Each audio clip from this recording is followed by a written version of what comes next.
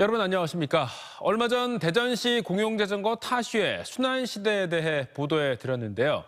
이번엔 타고 있던 타슈를 장난삼아 강으로 집어던진 10대 일당들이 경찰에 붙잡혔습니다. 특히 10대들을 중심으로 공용자전거를 훼손하는 행위가 잇따르고 있어 대책 마련이 시급하다는 지적입니다. 양정진 기자의 단독 보도입니다. 새벽 시간, 10대 3명이 자전거를 타고 하천 쪽으로 다가갑니다. 이어 다리 위에서 갑자기 자전거를 강 위로 집어던집니다. 잠시 뒤 또 다른 자전거를 끌고 와 내던지기를 반복합니다. 모두 대전시 공용자전거 타슈입니다. 이들은 1시간 동안 공용자전거 3대를 2m 높이의 다리에서 바닥으로 떨어뜨린 것으로 알려졌습니다. 지난달 14일 새벽 1시쯤 대전 중구 중촌동에서 벌어진 일입니다. 일당 가운데 한 명은 경찰 조사에서 장난삼아 자전거를 던졌다고 진술한 것으로 알려졌습니다. 훼손된 공용자전거들은 핸들과 바퀴 살 등이 부서지고 단말기까지 침수돼 모두 폐기 처분됐습니다.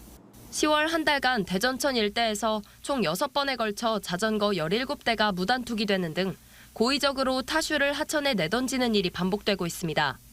마치 개인 자전거를 튜닝하듯 자전거에 빨강, 파랑, 노랑 등 각종 색깔을 칠하거나 둔기로 자전거를 훼손하는 경우도 있습니다. 이렇다 보니 대전 시내 타슈 2,500대 가운데 파손되거나 고장난 상태로 들어오는 타슈는 하루 100여 대, 한 달 평균 2,000대에 이릅니다. 편리하게 이용할 수 있도록 이렇게 좀 제공을 해주고 이렇게 하고 있는데 이렇게 자꾸 망가뜨리고 방치하고 어디다 갖다 버리고 이래저기 하는 거는 정말 강경하게 대응을 해서 지난 6일에는 타슈 3대를 단독주택 마당에 숨겨놓고 개인 자전거처럼 타던 10대와 20대 삼형제가 경찰에 붙잡히기도 했습니다. 순환을 겪는 타슈가 많아지면서 타슈 빌려타기도 하늘의 별 따기가 되고 있어 처벌 강화 등 훼손을 막을 수 있는 대책 마련이 필요해 보입니다. TJB 양정진입니다. 내년 총선이 4개월여 앞으로 다가오면서 공천 경쟁이 벌써부터 치열해지고 있습니다. 육선인 박병선 의원의 불출마로 무주공산이 된 대전 서구갑은 예비 후보군이 벌써 10여 명에 달하고 있습니다. 또 이상민 의원의 국민의힘 입당 가능성이 나오고 있는 대전 유성을은 민주당 내 친명 경쟁이 가속화되고 있습니다. 김성민 기자의 보도입니다. 당초 대전 유성을 출마를 준비해왔던 안필영 전 허태정 대전시장 비서실장이 서구갑 출마를 선언했습니다.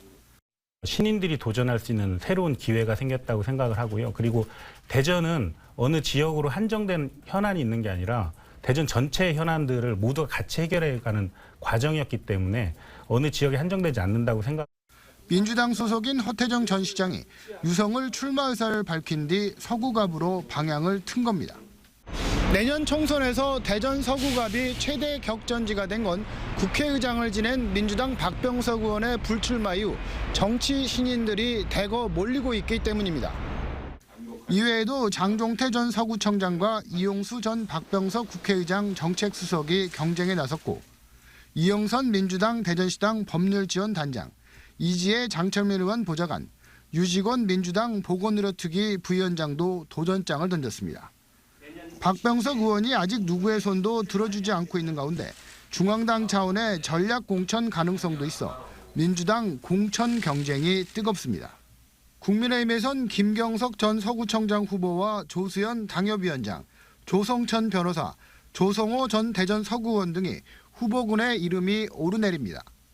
대전 유성을 역시 오선인 이상민 의원이 국민의힘 입당 가능성을 내비치면서 복잡한 양상입니다. 국민의힘엔 아직 뚜렷한 주자가 없는 가운데 민주당에선 허태정 전 대전시장과 이경 중앙당 상근부대변인, 정기현 전 대전시 의원 등이 출마를 희망하고 있습니다. 이에 따라 이상민 의원 대 친명계 민주당 후보들의 대결이 펼쳐질 수도 있습니다. 여야가 총선 기획단을 발족하고 공천룰 마련에 나서는 상황에서 총선이 다가올수록 공천 경쟁이 더욱 치열해질 것으로 보입니다. TJB 김성민입니다. 국내 연구진이 무단 굴착을 감지해 배관 파손을 예방하는 시스템을 개발했습니다. 청주와 전주 등 다양한 현장에서 실증을 거친 기술로 실제로 매설된 배관의 파손 위험을 사전에 감지하는 시스템은 세계 최초입니다. 보도에 조혜영 기자입니다. 땅속 송유관에 구멍을 뚫어 기름을 훔치는 일당들의 이야기를 다룬 영화 파이프라인. 실제로 지난 5월 충북 청주에서는 영화에서처럼 송유관 매설 지점까지 땅굴을 파고 들어가 기름을 빼내려 한 일당이 붙잡히기도 했습니다. 무단 굴착공사로 매설가스 배관이 파손된 사고도 전체 굴착공사 사고의 절반을 넘어서면서 무단 굴착을 조기에 감지하는 것이 중요한 상황.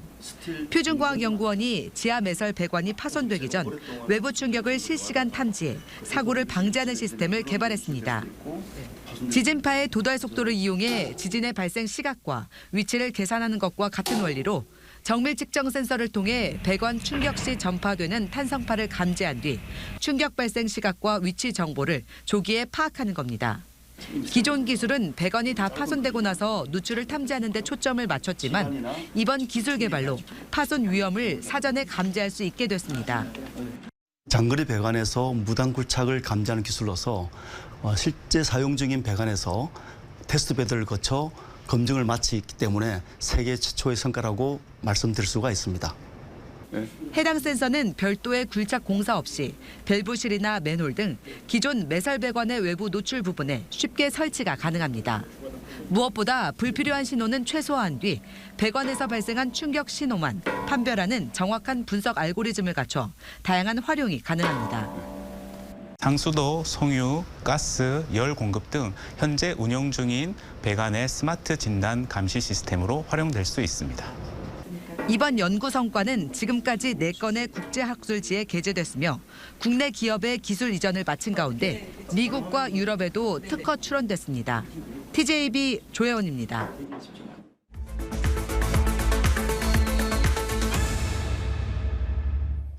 중학생 3명이 편의점에서 일부러 라면을 쏟은 뒤 점주가 라면을 치우는 사이 전자담배를 훔쳐 달아났다는 신고가 접수돼 경찰이 수사에 나섰습니다.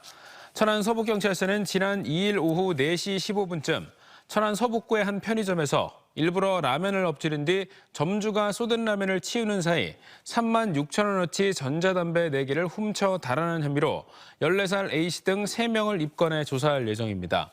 지난주 경북 구미시에서도 똑같은 수법으로 전자담배를 훔친 중학생이 경찰에 붙잡히는 등 미성년자들의 비슷한 범행이 잇따르고 있습니다. 충남경찰청이 법규 위반 이륜차 단속을 위해 설치한 후면 무인교통 단속 카메라를 24일부터 3개월간 시범 운영합니다. 이번에 도입한 후면 무인 단속 카메라는 일반 차량뿐 아니라 이륜차의 신호 위반과 과속 단속도 가능하며 논산 내동 사거리와 취암동 세중아파트 건너편 2곳에서 시범 운영됩니다. 충남경찰청은 도내 설치가 완료된 14대에 대해서도 검사가 끝나는 대로 순차적으로 도입할 예정이라며 효과 분석 후 후면 단속 카메라를 점진적으로 확대하겠다고 밝혔습니다. 올 시즌을 9위로 마감한 한화이글스의 겨울 이적 시장 행보가 심상치 않습니다. 발빠르게 외국인 타자를 교체한 데 이어 롯데에서 안치홍을 외부 FA로 데려왔는데요. 오늘 열린 2차 드래프트에서도 SSG의 프랜차이즈 스타 김강민을 포함해 3명을 추가로 영입하며 내년 시즌 전력 보강에 속도를 내고 있습니다. 조형준 기자입니다. 이번 정규 시즌 10개 팀 가운데 9위, 4년 연속 최하위라는 오명은 피했지만 여전히 만족스럽지 못한 성적을 거둔 한화 이글스. 한화의 이번 겨울이 심상치 않습니다. 지난 19일 베네수엘라 출신 새 외국인 타자 요나단 페라자를 시작으로 바로 다음 날 FA였던 롯데자이언츠 주전 이루수 안치홍을 최대 6년 72억 원의 거액을 주고 발빠르게 데려왔습니다.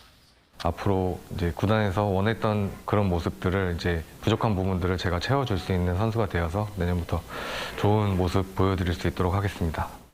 1990년생인 안치홍은 통산 타율이 3할에 육박하고 통산 홈런도 140개를 칠 정도로 정확성과 장타력을 갖춘 베테랑 내야수입니다.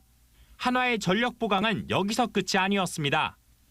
오늘 4년 만에 부활한 2차 드래프트에서 한화는 3명의 선수를 추가로 영입했습니다. 가장 눈에 띄는 선수는 외야수 김강민입니다. 82년생 41살의 김강민은 지금까지 1919경기에 나서 통산 타율 2할 7푼 4리, 138개의 홈런을 친 SSG 프랜차이즈 스타입니다. 한화는 김강민이 외야진의 두께를 강화하고 어린 외야수들의 성장에 도움을 줄 수 있을 거라 판단했다고 설명했습니다. 이 외에도 한화는 NC에서 올해 6월 군복무를 마친 99년생 젊은 사이드암 투수 배민서와 LG의 96년생 오른손 투수 이상규도 지명했습니다. 아직 계약을 하지 않은 외부 FA 선수들이 15명이나 남은 상황. 어느 때보다 화끈한 스토브리그를 보내고 있는 한화의 광폭 행보가 내년 시즌에 대한 기대감을 높이고 있습니다. TJB 조형준입니다. 택시기사를 살해하고 금품을 훔쳐 태국으로 달아난 혐의로 검찰에 넘겨진 40대가 구속 기소됐습니다. 대전지검 천안지청 형사 2부는 지난달 23일 오전 3시쯤 70대 기사 B씨의 택시를 타고 광주에서 인천공항을 가던 중 B씨를 살해하고 금품을 훔친 뒤 시신을 아산의 한 도로에 버리고 태국으로 도주한 40대 남성 A씨를 구속해 재판에 넘겼습니다. A씨는 범행 하루 만인 지난달 24일 태국에서 검거돼 국내로 송환된 뒤 조사를 받아왔습니다. 집에 가던 여성을 납치해 성폭행하고 현금을 빼앗은 혐의로 기소된 중학생에게 징역형이 구형됐습니다. 검찰은 지난달 3일 새벽 논산 시내에서 귀가하던 40대 여성을 오토바이에 태워 인근 초등학교로 데려간 뒤 성폭행하고 현금을 빼앗은 혐의로 재판에 넘겨진 15살 중학생 A군에게 징역 장기 15년, 단기 7년을 구형했습니다. A군 측은 A군이 평소 인사도 잘하는 아이였다며 선처를 요구했지만 검찰은 범행이 중대하며 피해자가 극심한 고통을 호소하고 있다고 구형 이유를 밝혔습니다. 지난해 큰 인기를 끈 드라마 이상한 변호사 우영우 방영 이후 발달장애에 대한 관심이 커졌습니다. 하지만 발달장애인과 그 가족들이 겪는 고통은 여전히 계속되고 있는 것이 현실인데요. 그들을 위한 우리 사회의 지원과 관심에 대해 돌아보고 미래를 논의하는 자리가 열렸습니다. 김철진 기자가 다녀왔습니다. 지난해 5월 서울의 한 아파트 단지에서 40대 여성과 6살 아들이 숨진 채 발견됐습니다. 발달장애 자녀를 안고 극단 선택을 한 건데 지난해 비슷한 사례만 7건이 넘습니다. 실제로 발달장애인 가족들을 대상으로 진행한 설문조사에선 장애자녀 돌봄에 대한 부담과 어려움으로 60% 가까운 응답자가 극단 선택을 고민한 적 있다고 응답했습니다. 발달장애 가족들에 대한 사회적 지원이 필요하다는 목소리도 큰 가운데 지역 발달장애 지원 사업의 우수 사례를 공유하고 앞으로 나갈 방향을 모색하는 자리가 열렸습니다. 결국에는 가정으로 돌아와서 부모님들이 보호자들이 100% 돌봄을 할 수밖에 없는 그런 상황들이 만들어지게 됩니다. 즉 제도권 안으로 들어오지 못하는 회색지대에 있는 발달장애인분들이 많아진다는 것이죠.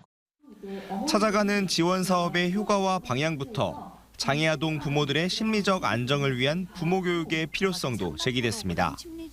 발달장애 영유아의 발달 특성을 이해하고 발달장애 영유아의 행동 및 심리를 이해하고 그리고 부모의 심리적인 안정을 도모하는 것을 목표로 하였고 대전시는 발달장애 가족에 대한 돌봄 강화는 물론 인공지능 등 첨단 기술을 통한 지원을 약속했습니다. 그동안에 있어서는 1:1 지원이 어려웠습니다. 이제는 내년에 예산이 62억 원이 확보가 돼가지고 1:1 지원을 하게 됐습니다. 그렇기 때문에 과거에는 기다리는 서비스였는데 이제는 찾아가는 서비스를 하게 됐고. 대전시의 발달장애 인구는 8,300여 명으로 10년 전에 비해 30% 넘게 증가한 상황. 늘어가는 발달장애 인구에 맞춰 돌봄과 지원의 목소리도 커지고 있습니다. TJB 김철진입니다. 한국응급처치교육센터가 대전장애인체육회 소속 선수와 관계자들을 대상으로 응급처치 교육을 실시했습니다. 이번 교육은 SK에너지의 사회안전망 구축 재능기부 지원으로 실시됐으며 심폐소생술과 제세동기 사용법, 붕대법과 일반 의학상식에 대한 교육이 이루어졌습니다. 대전시 교육청이 대전 컨벤션센터에서 24일까지 사흘간 2023 대전 미래교육 박람회를 열고 학생, 학부모, 교직원 등 현장 참석자와 온라인 참여자를 대상으로 개막식을 비롯한 1일차 행사를 진행했습니다. 모두를 위한 미래교육, 미래를 여는 대전교육을 주제로 열리는 이번 행사에선 대전 학생자치의 현 주소를 진단하는 학술마당과 53개 부스로 구성된 취업과 창업 체험마당, 홍보마당, 이벤트 등 다채로운 프로그램들이 운영됩니다. 김치 수출국이 기존 아시아에서 미국, 유럽까지 다양해진 데다 수출액도 1억 3,059만 달러에 달한 것으로 나타났습니다. 11월 22일 김치의 날을 맞아 관세청이 조사한 결과 충남 지역 농협 김치를 포함한 국내 김치의 수출액은 1억 3,059만 달러를 넘었고 수출국은 93개국으로 10년 전보다 32개국, 50% 늘었습니다. 수출국은 일본이 5,284만 달러로 1위였고 이어 미국, 네덜란드, 영국 순이었으며 월마트와 코스트코 등 글로벌 유통업체까지 판매하는 것으로 확인됐습니다. 충남에서 생산된 쌀과 스마트팜 채소가 전국의 편의점과 슈퍼 18,000여 곳에 공급됩니다.